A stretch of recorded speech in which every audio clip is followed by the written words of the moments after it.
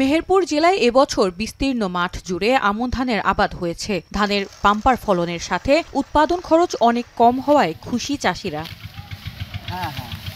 চলতি মৌসুমে প্রচুর বৃষ্টিপাতে আমন ধানের সেচ দিতে হয়নি চাষিদের, ফলে কমেছে উৎপাদন খরচ। এতে বিনা সেচে উৎপাদন হচ্ছে আমন ধান। একটা সেচও লাগেনি, আর এত সেচ লাগে 30-40টা সেচ লাগে, সেচটা খরচ আমাদের বেঁচে গেছে। আমাদের খুব ভাগ্য ভালো, আল্লাহ আমাদের খুব ভালো দিয়ে গেছে। এবছরে ধানের ফলন খুবই ভালো হয়েছে। এবার আমরা দামটা পাইলে আমরা চাষিরা খুব খুশি।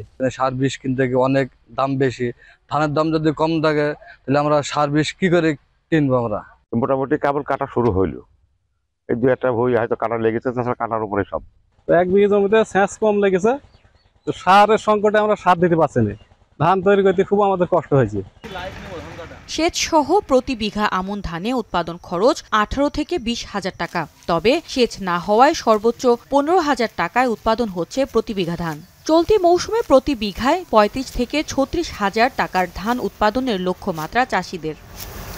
ধানের জমিতে এখনো পর্যন্ত জো আছে, যে জোটাতে যদি কৃষক মনে করে যে আমরা কাটার থেকে 5 থেকে 6 দিন আগে বা 10 দিন আগে যদি আমরা সরিষা বীজ ফেলাই দিই, ও মানে কৃষক যদি ধানটা কেটে নেয়, সরিষাটা আমরা আগাম ফসল হিসাবে পেয়ে যাবো এবং বড় ফসলে কোনো সমস্যা হবে না।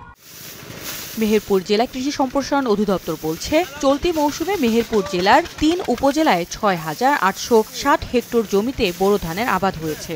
সে হিসেবে জেলায় এবার প্রায় 1 লক্ষ টনের বেশি ধান উৎপাদনের লক্ষ্যমাত্রা ধরা হয়েছে। যেহেতু এবছর প্রচুর বৃষ্টিপাত হয়েছে, কৃষকদের সেচ দেওয়ার প্রয়োজন পড়েনি এবং সারের পরিমাণে কম লেগেছে, সেক্ষেত্রে কৃষক লাভবান হবে। আর আমরা প্রত্যাশা করছি ফলনে প্রায় দ্বিগুণ পরিমাণ আসলে কৃষকের যে খড় পাওয়া যাবে সেটার মূল্যবান অনেক আছে। এখানে যে পশু আছে, গৃহপালিত পশু, সেগুলোর খাবারে এটা ভূমিকা রাখবে। গেল বছর মেহেরপুর জেলায় প্রায় 92 হাজার টন ধান উৎপাদন হয়েছিল, যেখানে বাণিজ্য হয়েছিল 350 কোটি টাকার। এখন মেহেরপুর।